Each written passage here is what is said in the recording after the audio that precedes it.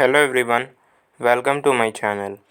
खांसी को इंग्लिश में क्या कहते हैं ये आज की वीडियो में जानेंगे। तो शुरू करते हैं।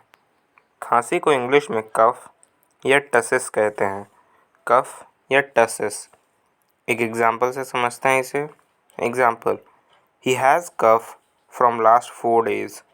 यहाँ कफ का मतलब है खांसी। उदाहरण, उसे पिछले 4 दिनों से खांसी है। इसी के साथ आज के वीडियो में इतना ही। Thank you so much for watching my videos.